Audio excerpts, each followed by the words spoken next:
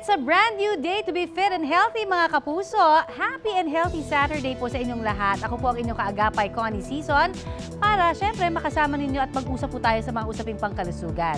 Mamaya makakasama din po natin ang ating pinagkakatiwalaang doktor ng bayan na si Dr. Jean Marquez, ang ating dermatologist, para syempre sagutin naman po yung mga ipinadala ninyong katanungan tungkol sa inyong kalusugan. Abangan yan sa pagbabalik ng Pinoy MD dahil basta usaping pangkalusugan, ito ang legit. Samantala, narito muna ang ating dermatologist na si Dr. Jean para sagutin ang ilang mga usaping pangkalusugan na ipinadala ninyo sa aming FB page. Good morning, Doktora! Good morning, Connie. And of course, good morning po sa lahat ng mga nakatutok ngayon sa Pinoy MD. Eto ang ating first question para sa iyo, Dr. Jean, mula kay Ramed Aled Zurk. Papaano raw ba, Doc, maaalis ang varicose veins? Alright, Ramed. Nako, napakadami ngayon nagpapatreat talaga ng varicose veins. For some reason siguro, napaka-idle ng mga tao, laging nakaupo, hindi kumikilos, no? Kailangan kasi talaga kumikilos tayo para maganda yung circulation from the legs, papunta sa puso, yung dugo, at pabalik na naman ng legs, no? So, ang pinaka-gold standard of treatment pa rin sa varicose veins ay yung tinatawag na sclerotherapy, no? Kasi yun pa rin yung pinakamura pero pinaka-effective talaga, no? So, ang ginagawa dyan ay nag-i-inject tayo ng tinatawag na sclerosing solution, no? Para pamagain yung walls ng veins doon sa loob. At kapag iyon namaga, magdidikit yung mga walls na yun at magsasara, no? Ramesh, pero kinakailangan minsan, dapat duplex scan, titingnan muna kung may tinatawag na mga thrombus, no? Or yung mga namumuong dugo. That is a contraindication for sclerotherapy, no? So, kailangan pumunta ka sa isang marunong mag-sclerotherapy, whether it's a dermatologist or a vascular surgeon, no? Para mas masuri ng husto yung varicose veins mo.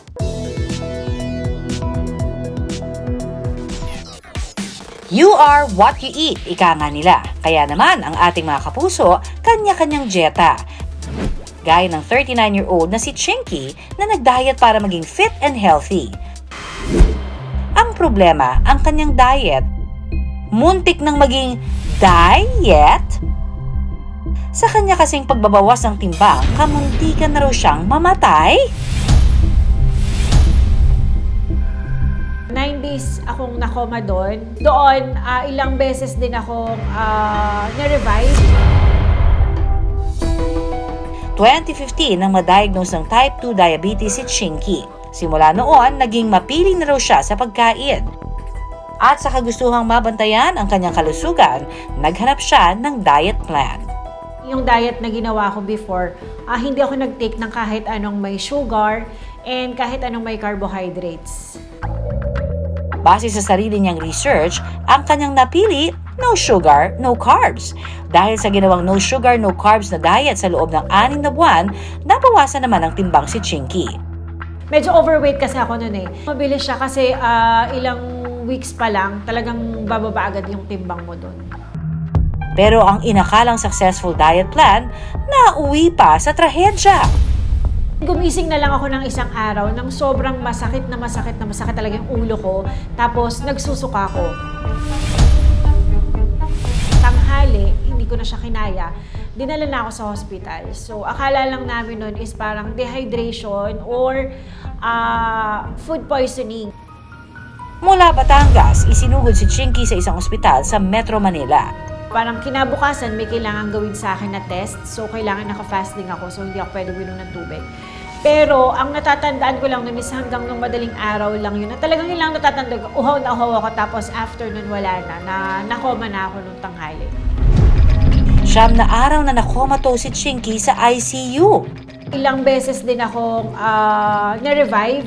Umabot yata ng apat na revive yon. Tapos, syempre na-intubate din ako. So, yun. And then, after na-intubate, nung kailangan siyang tanggalin, kinailangan ko namang magkaroon ng tracheostomy. Kaya may ganito ako sa leg kasi hindi ako makahinga ng mag-isa. Nagkaroon na pala siya ng diabetic ketoacidosis o DKA na isang komplikasyon ng diabetes. Sinabayan pa ng sepsis, pneumonia at intracerebral hemorrhage.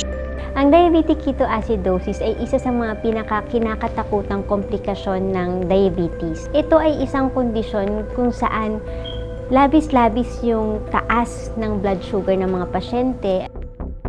Ang karaniwang sintomas ng diabetic ketoacidosis ay madalas na pagkauhaw at pag-ihi. Kapag hindi naagapan, pwede pang makaramdam ng pagkahingal, sakit ng ulo, paninigas at pagsakit ng kalamnan, pati na pananakit ng tiyan at pagsusuka. Usually, nanggagaling yun dahil ang pasyente kakatiting na lang yung insulin sa katawan. Pag nagsama-sama, yung mataas na blood sugar, dehydration, build up ng acid sa katawan, yun ang nagkukos ng diabetic ketoacidosis. Mga kapuso, life-threatening ang sakit na DKA. Ang pagkakaroon kasi ng high levels ng ketones ay posibleng makalason sa ating katawan. Kaya mahalaga ang regular na pagkonsulta para mabantayan syempre yung ating mga sintomas. Yung ketones, ito yung parang chemical sa body na parang byproduct pag sobra-sobra yung breakdown ng fat sa katawan. Pag excessive or labis-labis ang pag-breakdown ng fat sa katawan, dumadami yung production ng ketones sa katawan.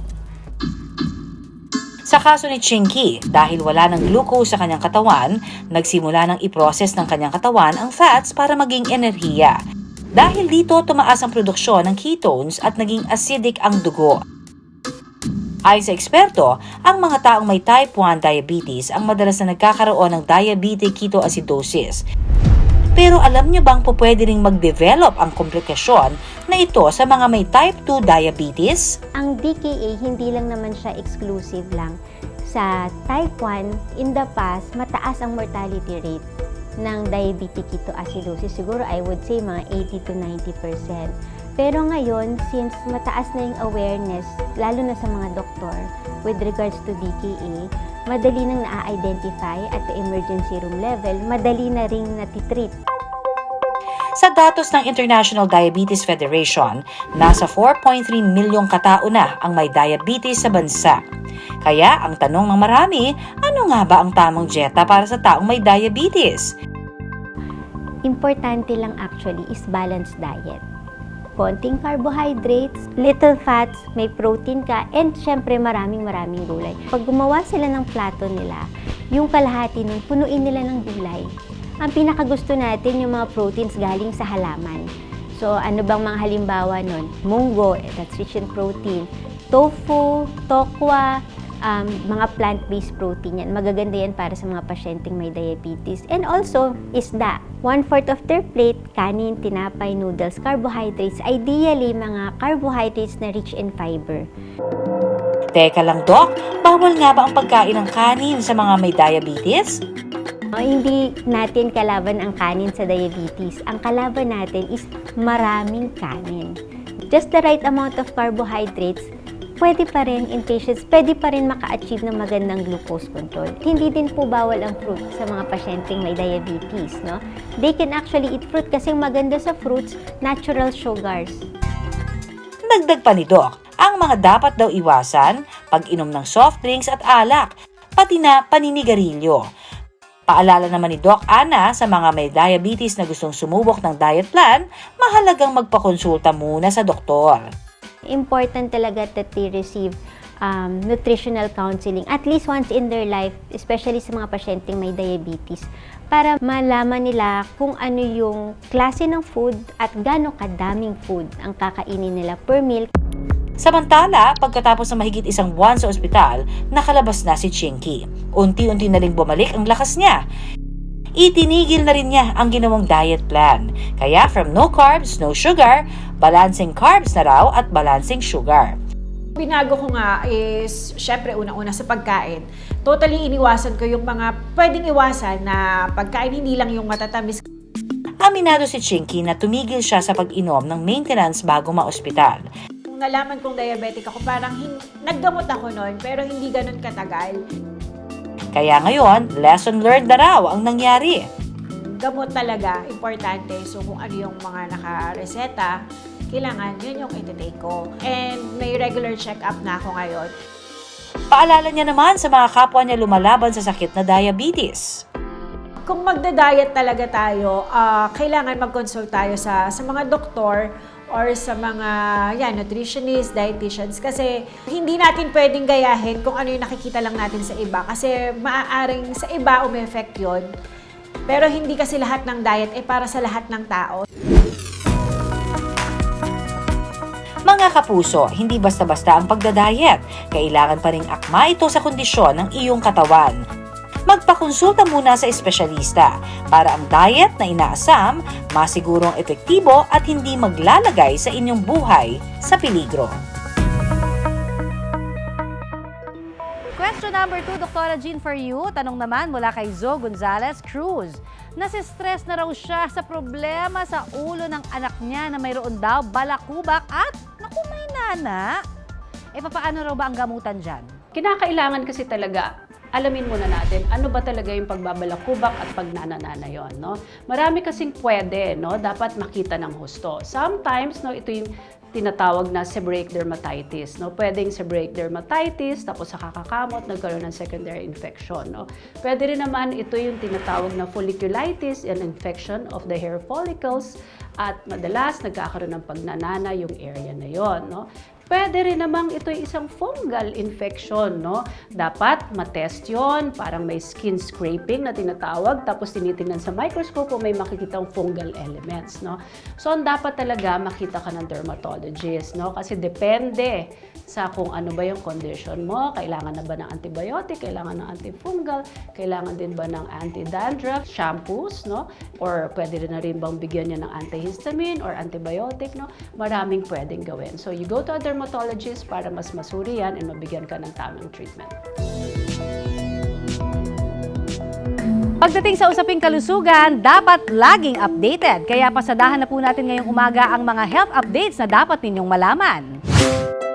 Sa pagunita ng National Disability Rights Week noong July 17 to 23, nakiisa ang Pinoy MD sa patuloy na pagsusulong ng Persons with Disability o PWD rights, inclusion, and accessibility.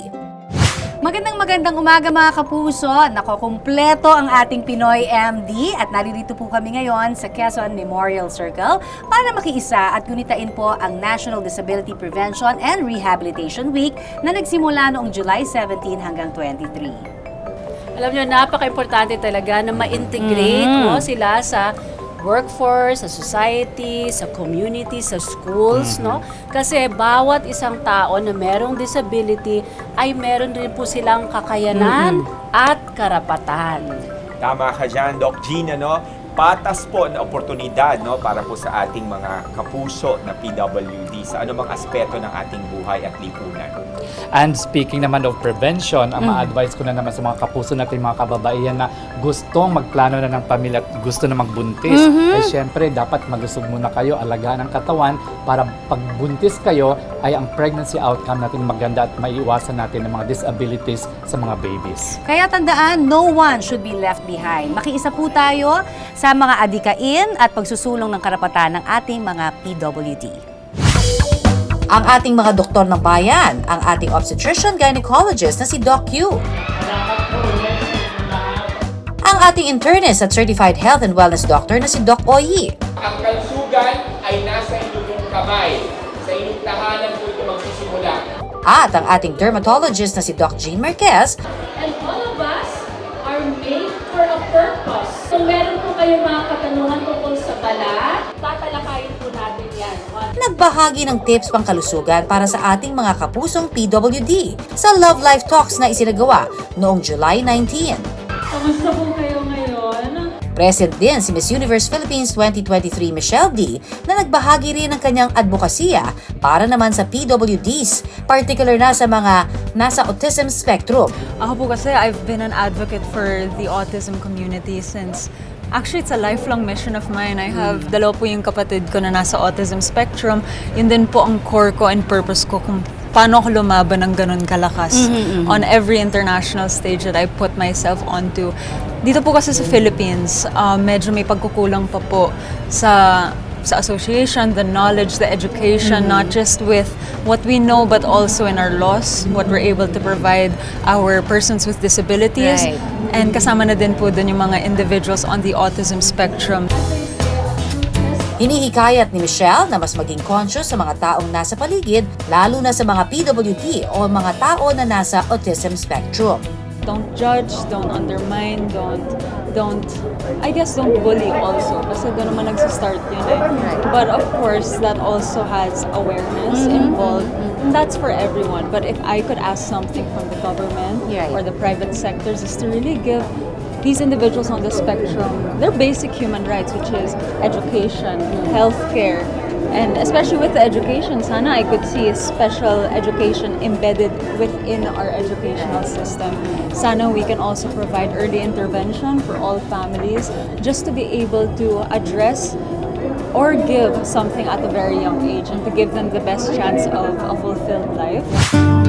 Samantala, para sa susunod na health update, World Hepatitis Day bukas, July 28, para mas lalong palakasin ang kaalaman at programa laban sa sakit na hepatitis. Ayon sa 2024 World Global Hepatitis Report, isa ang Pilipinas sa mga bansang may pinakamataas na kaso ng hepatitis sa buong mundo. Ang hepatitis ay ang pamamaga ng atay na dulot ng iba't ibang mga nakahahawang virus at mga non-infectious agents. Ayon sa 2024 Global Hepatitis Report ng WHO, ang hepatitis ang second leading infectious cause ng pagkamatay sa buong mundo, na mayroong 1.3 na milyong kaso ng pagkamatay kada taon. May 5 pangunahing strains ang hepatitis, ang hepatitis A, B, C, D at E. Ang hepatitis B at C ang pinakakaraniwang sanhi ng cirrhosis at cancer sa atay. Nakalaya naman sa hirap ng access to health services ang mga PDL o persons deprived of liberty.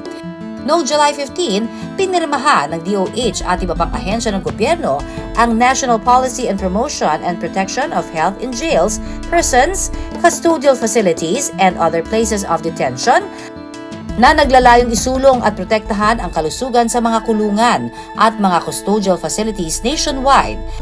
Magkakaroon ng eligibility packages mula sa Philippine Health Insurance Corporation ang mga PDL na magbibigay rin sa kanila ng 24/7 access sa healthcare services.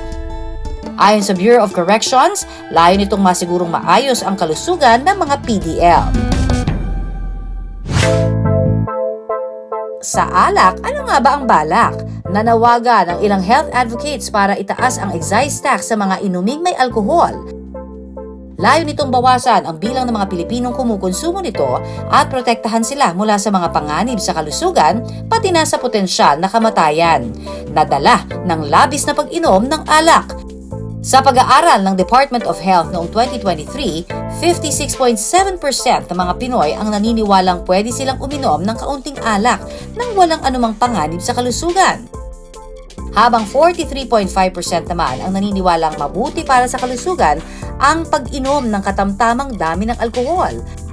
Para matugunan ito, ayon sa ilang ekonomista, makatutulong ang batas na nag-uutos ng pagtaas sa excise tax taon-taon, tungo sa global target na mabawasan ng 20% ang nakapamiminsalang pagkonsumo ng alkohol sa 2030. At yan ang mga health updates na dapat ninyong malaman. Tandaan, basta usaping pangkalusugan, ito ang legit. Samantala, back to our Facebook question for you, Dr. Jean. Tanong naman ni JP, ano kaya ang gagawin niya sa patuloy na lumalalang pimples niya? Abay, ginamitan ng araw niya ito ng ointment, may sabon at toner pa, pero hindi raw talaga ito nawawala. Alright, JP, no? Ointment, sabon, toner. Ang tanong, yun ba yung tamang ointment, sabon at toner para sa iyong type of skin and para sa iyong klase ng acne? No? Nakikita ko kasi yung acne mo is matitigas, no? Mukhang maraming plugs dun sa loob. Baka kailangan ka pumunta sa doctor para maggawan ka ng acne facial. You have to unplug those pores, no? Matanggal yung mga nakabara dyan para pumasok ng gusto yung mga tamang pamahid. I say tamang pamahid that should be coming from a dermatologist, no? Kasi nakikita ko medyo gasgas na yung balat mo at sobrang dry na. Baka sobrang drying na rin sa iyong balat, yung mga pinapahid mo. So, pwede rin tayong magbigay na rin ng oral medication, no? Mga oral medications na yan, pwedeng that can control the oil production or sometimes ibibigay ng antibiotics kung talagang kinakailangan, no? And of course, you have to determine ano ba yung mga nag-triggers ng iyong acne? Are you still putting those mga oily hair products, no? Or are you using a cosmetic on your skin na sobrang oily, no? Na pwedeng mag-plug ng pores? Ika'y ba'y nagpapamasahe minsan, yung mga oil na yun, kumakalat sa mukha? Sometimes, patients, napakasimple lang, yun lang pala ang kailangang ihinto. Or are you eating mga foods that can trigger inflammation of the skin? Like mga dairy, no? Too much cheese, ang dami na yung nagmi-milk tea, sugar, no? Ganyan.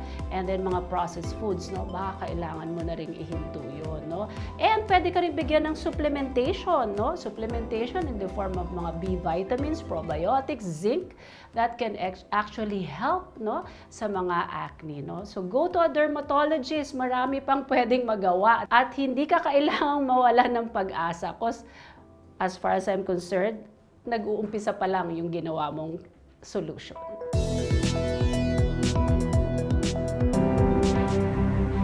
Ang panganganak, isa sa pinakamatapang na pinagdaraanan ng isang ina.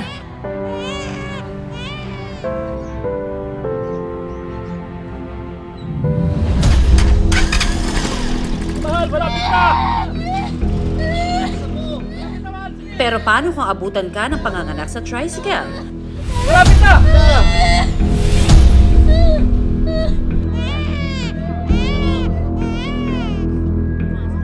Ano-ano ang posibleng peligro nito sa mag-ina?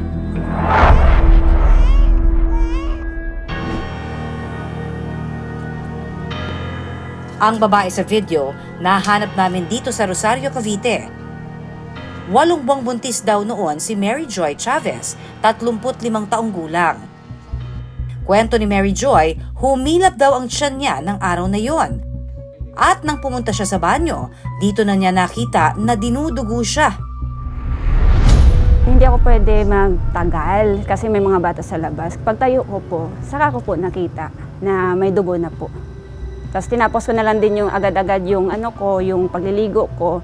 Pero nandun na yung sana hindi pa lumabas kasi hindi pa full term si Bibi. Sa tagpong yon, kinabahan na raw si Mary Joy dahil alam nitong hindi pa niya kabuwanan. Dahil sa takot na baka mapaanak ng wala sa oras, tinawag niya ang asawang si Alan. Tulungan mo ako, may dugo ako. Mahal! Oh, ba't may dugo ka? Pangalak ka na ata. Ayun nga, inano ko si Mr. Ginising kasi oras yun ng pahinga ng hapon. Sinabi ko sa kanya na nag-spotting na ako. Ayun, natol-natol na kami kung anong gagawin. Dahil sa pag-aakalang baka na-stress lang siya, inihiga raw muna ito ni Mary Joy at ipinahinga. Nahiga na din ako sa kama para pahinga muna kasi baka lang na-stress lang ako or natagtad lang sa pagbabantay ng mga bata.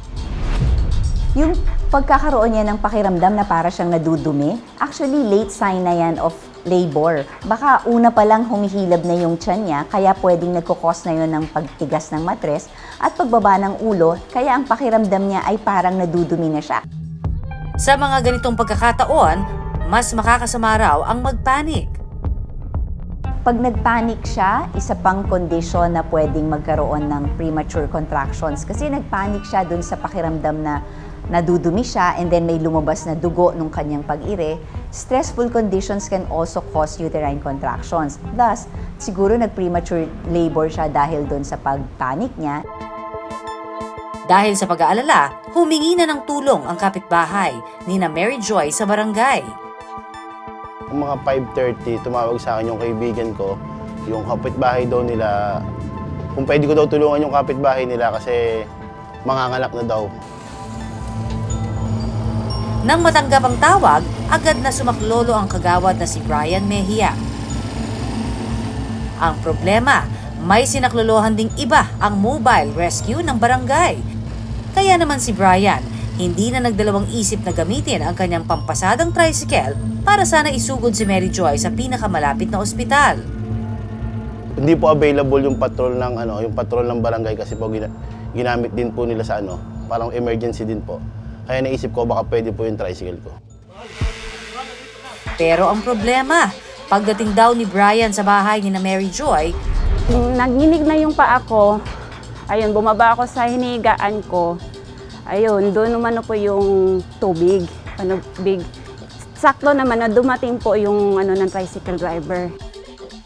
Sa bigat daw ni Mary Joy, kinailangan pagtulungan siyang buhati ng kanyang asawa at mga kapitbahay. Nangyari, para mabuhat ako, kinuha nila yung banig. Doon ako linatpag, tapos 3 po talaga sila. Yung tricycle driver po, tapos si mister at yung tumawag po sa tricycle driver, yung bumuhat sa akin. Pero hindi pa man nakakaandar ang tricycle ni Brian, hindi na nakayanan ni Mary Joy at napaanak na sa loob ng tricycle. Paglabas namin, paglapag nila sa akin sa tricycle, siguro mga ilang minutes lang. Ayun na, lumabas si baby sa tricycle. Parang mas lalo akong kinabahan kasi parang buhay na yun buhay na yung kailangan mo iligtas. Matapos lumabas ang baby ni Mary Joy, agad siyang dinala sa pinakamalapit na lying-in clinic sa kanilang barangay. Natatakot ako doon. Naiyak din talaga ako ng moment na yun kasi hindi ko yun hindi pa expected yun Tsaka natatakot ako sa 8 months plus. Hindi pa siya full term. Hindi pa man kabuuan ni Mary Joy, napaanak na siya. Ang tanong, Doc, bakit pa nangyayari ang premature delivery katulad na lamang ng nangyari kay Mary Joy? Maraming dahilan kung bakit nagkakaroon ng premature deliveries or maagang panganganak ang mga mommies. Unang-una, pwedeng baka meron silang medical condition na magkukos ng ganito. Halimbawa, kung merong infection si mommy, any sign of infection like kung may UTI siya or infection sa may puwerta niya, or pwede din kung meron siyang mataas na blood sugar during pregnancy, yung gestational diabetes. Pwede din kung meron siyang pre-eclampsia or yung tumataas ng blood pressure habang nagbubuntis. Pwede din na kung masyadong maaga or maliliit ang intervals ng kanyang mga pagbubuntis. Halimbawa, dito sa case natin, 1 year lang yung sinundan nito, kaya ngayon pwede siyang magkaroon ng premature delivery. Ayon kay Doc, kaya raw maiwasan ang premature delivery basta handa ang ating mga mommy. Pwedeng maiwasan ang mga premature deliveries. Unang-una, i-control mo kung ano yung condition na nagkukos ng premature labor niya. Halimbawa, kung may infection nga siya, like UTI, i-control mo yon. Kung may diabetes siya or hypertension, kailangan din bigyan ng gamot, kailangan ayusin yung mga conditions na yon para hindi siya magkaroon ng preterm labor. Dagdag pa ni Doc, kung nakaramdam na raw ng mga paninigas ng matres, huwag na magdalawang isip na magpakonsulta agad sa inyong espesyalista. Pwede din na sa unang sign pa lang na medyo nagkakaroon na siya ng pagtigas ng matres nang hindi pa dapat kabuanan, medyo may interval na regular na tumitigas yung tiyan. Ibig sabihin, nagkakaroon talaga siya ng premature labor. Pagka ganun, magpa-check up na kayo kaagad kasi pwedeng bigyan namin kayo ng advice at mga medications to control the premature labor. Sa ngayon, nasa maayos na kalagayan na ang anak ni Mary Joy. Dahil sa premature baby ito, regular na dinadala ni na Mary Joy sa ospital para sa check-up at monitoring. Okay naman po sa awa ng Diyos, lumalaban po, fighter. Tapos ayun nga, habang tinutusukan siya ng injection, laging naiiyak. Kaya sabi ng mga nurse, okay naman si baby pero kailangan pa rin ipa-check. Payo ni Doc, mahalaga ang regular check-up kapag buntis. Unang sign pa lang na buntis kayo, dapat may regular check-up na kaagad kayo para malaman kung meron ba kayong medical condition na kailangan gamutin or i-control.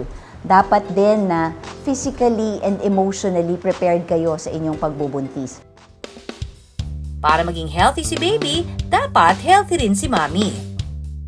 Dapat healthy ang lifestyle ninyo, healthy din ang mga kinakain or ang mga ginagawa ninyo, iwas sa mga stress factors kasi pwede rin mag-cause yun ng premature labor. Kung nagpapa-check up kasi kayo regularly, maa-address kung anumang problem ang meron kayo. Paalala ng eksperto sa mga buntis, mahalaga ang prenatal care para masigurong ligtas si mommy at baby.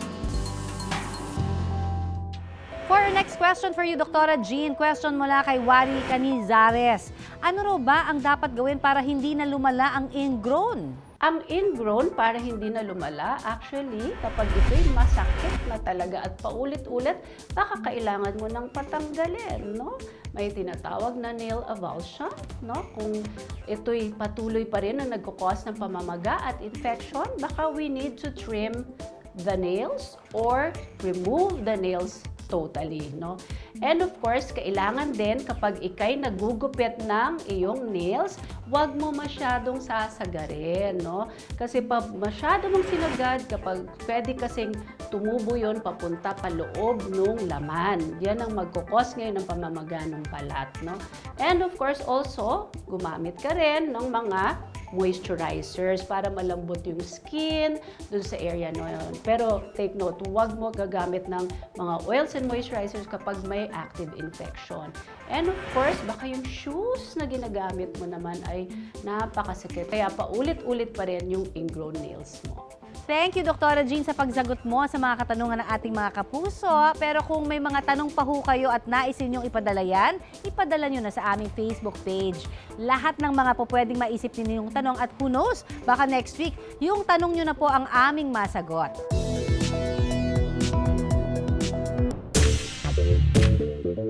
Sa Tinalak Festival sa South Cotabato, may isang kompetisyon na kanilang inaabangan. Ang motocross o motor racing.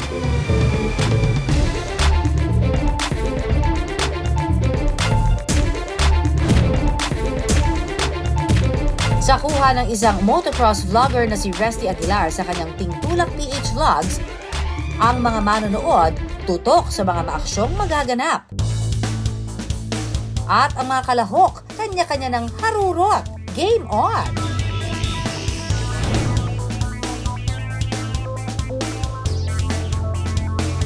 Pero hindi pa man nakakalayo ang iba,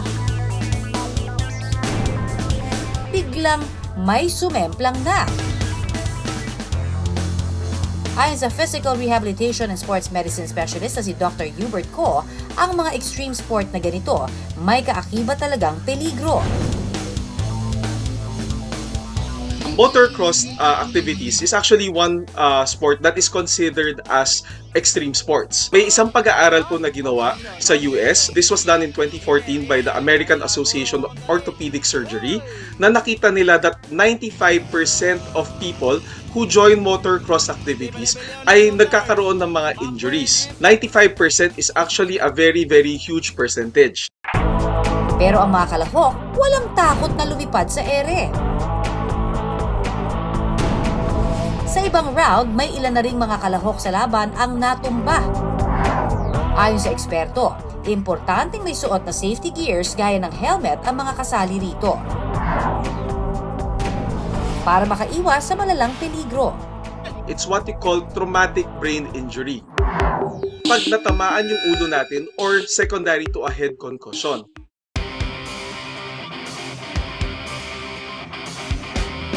Sa panibagong round, ang manlalarong ito dumausdos, tumilapon at maya-maya pa hindi naggumalaw.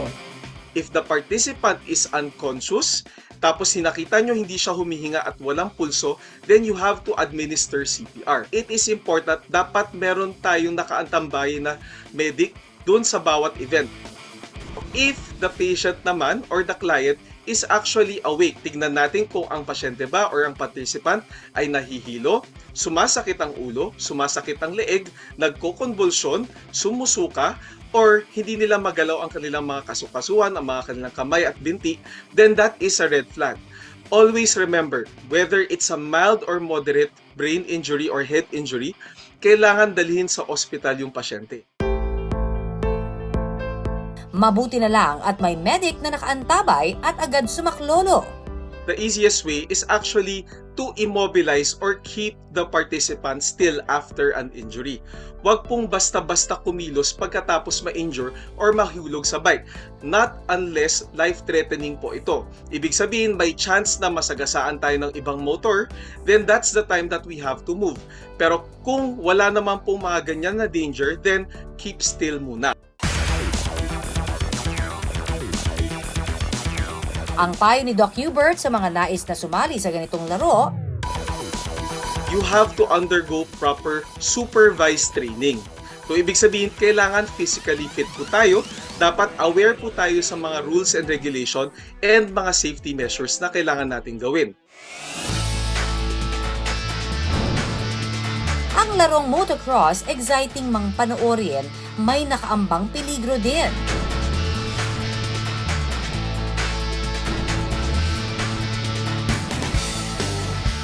Kaya kung sasali, dapat sumailalim sa training at humingi ng gabay sa mga eksperto para always safe sa laban. Samantala, nakaisang oras na naman po tayo mga kapuso. Salamat sa lahat ng mga tumutok sa amin at sana po na-inspire kayong maging fit and healthy. Hanggang sa susunod na Sabado mga kapuso, magkita-kita po rin po tayo 6 to 7 in the morning. Ako po si Connie Season at syempre nagpapaalala ho iisa lamang ang ating katawan kaya dapat lamang natin itong pangalagaan. At ako naman po yung dermatologist, si Dr. Jill. Tandaan, unahin ang kalusugan at syempre lagi pong tumutok dito sa programa kung saan kayo at ang inyong kalusugan ang laging number 1. Dito pa rin sa nag-iisang tahanan ng mga doktor ng bayan, ito po ang Pinoy MD.